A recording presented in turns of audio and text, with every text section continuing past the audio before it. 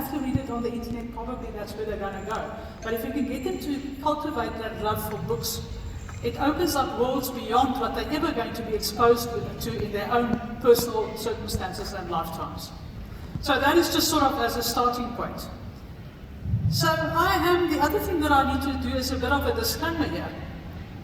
I am neither an AI expert or an ethics expert. But I do read quite a bit, and I think what I would like to bring to today's presentation are questions. I will position some of it with you, some of the stuff that is out there, and we will look at some of that. But I think if we can start as risk professionals, and remember, compliance officers are risk professionals too. I follow a risk-based approach. If you didn't know that, just to quickly just put that in quickly. We do follow the ISO 31000 as a base, a risk-based approach. We follow ISO 37301 as the compliance management system. But just so that you know, the value that I think where we are moving into, in the era that we're moving into, is going to require of risk professionals and risk compliance professionals to have an exceptionally open mind and to be hungry. You have to be so hungry for what's out there, what's happening right now. Make sure that you're on top of it. So that is sort of as an opening statement. The next slide there, don't know, do I have a clicker? There's one, thank you. I should have asked before the time.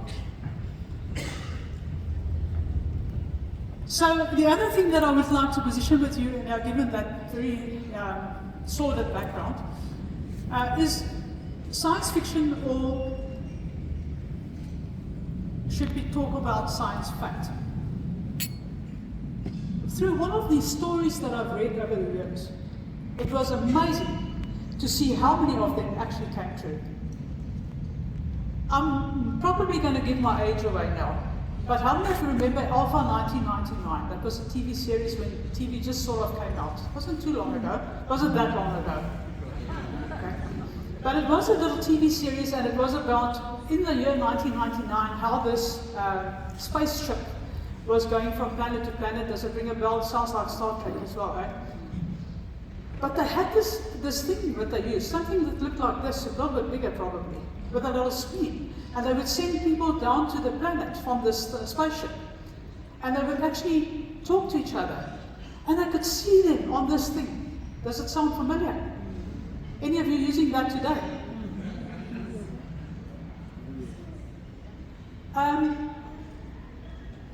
The movie, maybe we're warming up now a little bit. I think there was a second one after that, the second edition of that.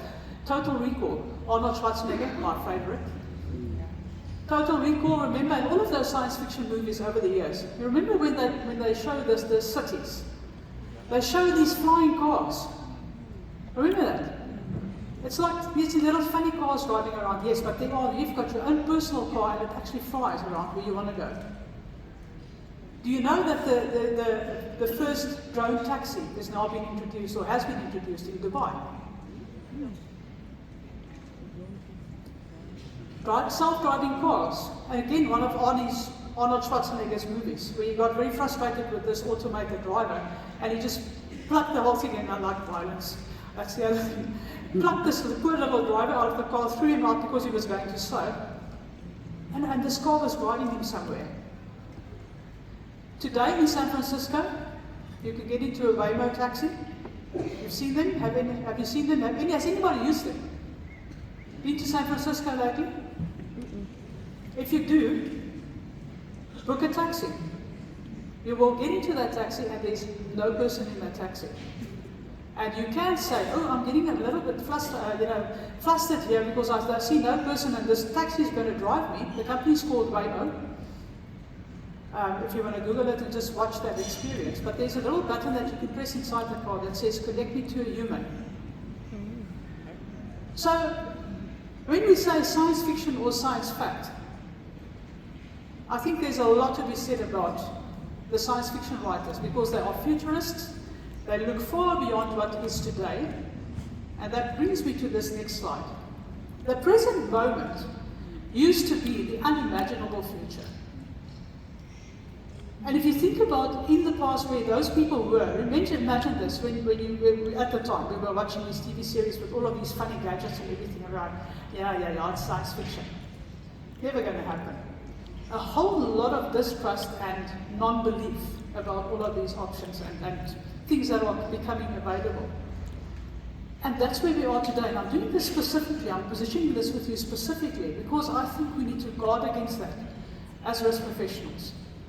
We have to be so careful not to be in today and to say, this is what works, and this is what I know, and this is what I believe. And what you're telling me now is really, I don't believe it. Think about Pharaoh. If Pharaoh asked his team to give him a quicker cart or a chariot, what would they have done? They would have redesigned the tackle and put 2 more horses in front of that chart, right? Or the chariot. What would Pharaoh say today if you looked at the Bugatti Veyron? I'm also a car fanatic, by the way. If you look at the Bugatti, and they pack 1,500 horses in one little engine the size of this. Do you think if you asked Pharaoh at the time that you could get 1,500 horses in a little box pulling you where you want to be at the speed that you want to go, in excess of 400 kilometers an hour, would he have believed it? No. So I think that's a big, big lesson for us. We have to be open-minded. Don't just believe what you see. So setting the scene then, and I said here, all the real experts stand up, please, because as I've said, I'm not the expert on any of these things. I'm just very curious, and I really like to believe in science fact. Maybe before we carry on, let's look at a couple of definitions. AI, AGI, and ASI. Hands up, who have seen the AI one? Artificial intelligence. You're all aware of artificial intelligence. After this morning's presentation, if you're not, then I'm sort of worried a little bit.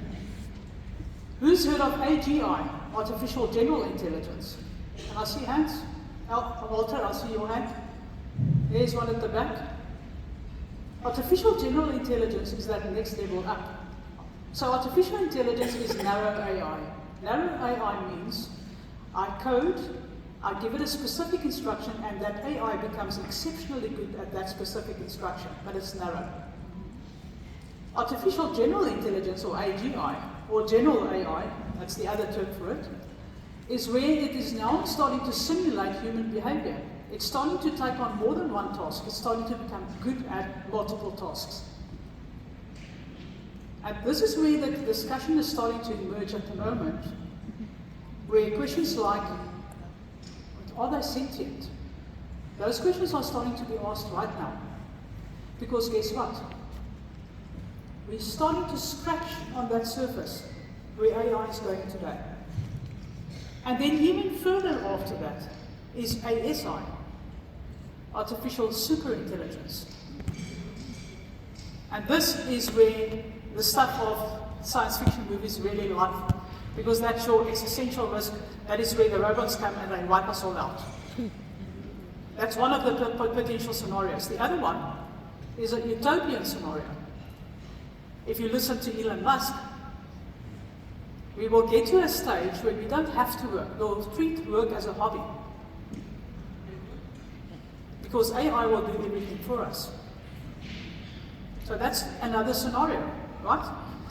Then generative AI, those are all of the models that you saw this morning, not all of them, but some of them, so like ChatGPT, Claude, Perplexity, all of these, the others, Suno, this is Suno, the one for the music, right? This generative AI is exactly what it says. It generates new content. It takes what it learned and it generates new content, be it text, be it a video, be it a song, be it whatever. So that's generative AI. And that is the sea change that we've seen in the last 2 years is in that space. ChatGPT broke surface at the end of 2022.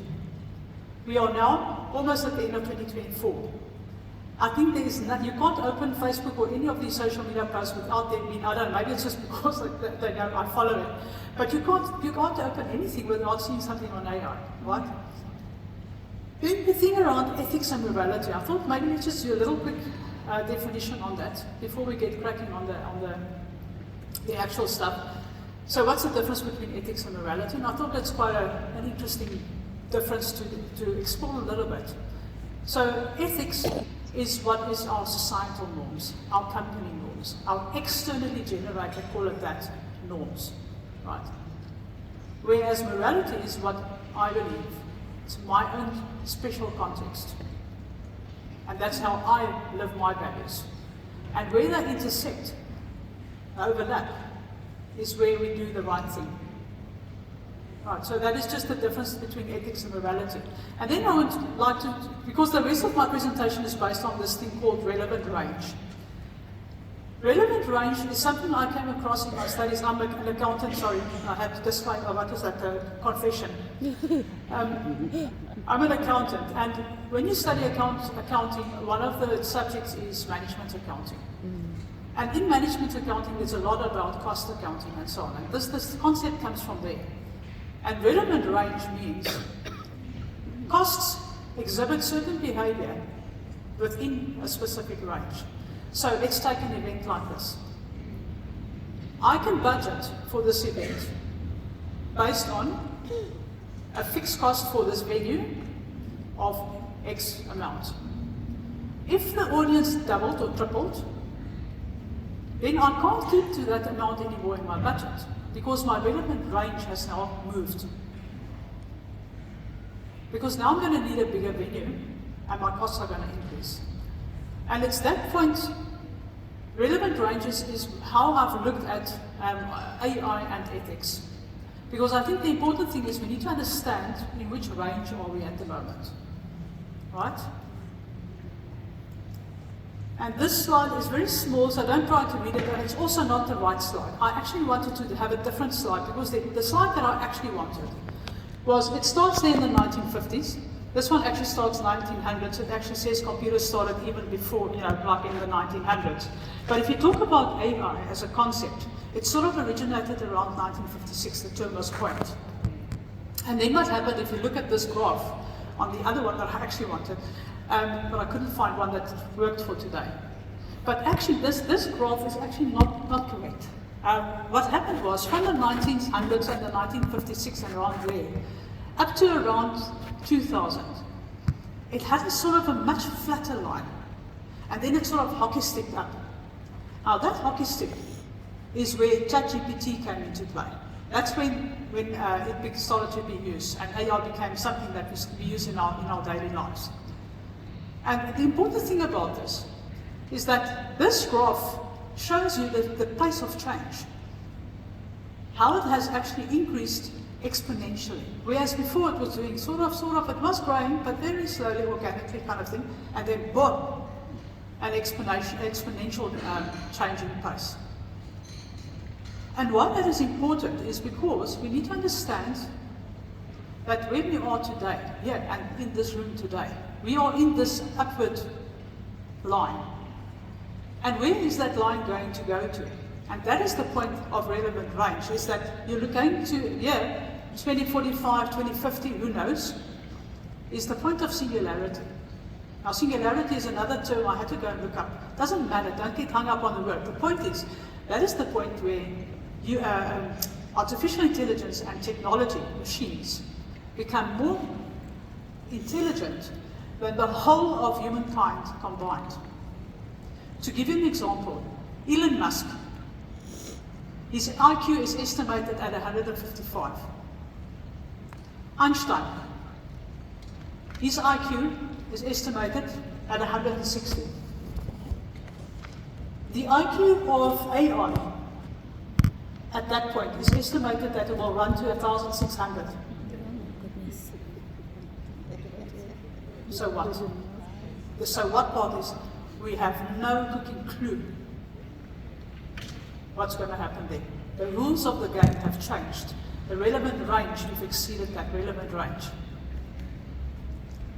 And that is where I wanted to get. I think it's crucially important for us as risk professionals to understand where we are. And I sort of, these are sort of dates that I got, and I must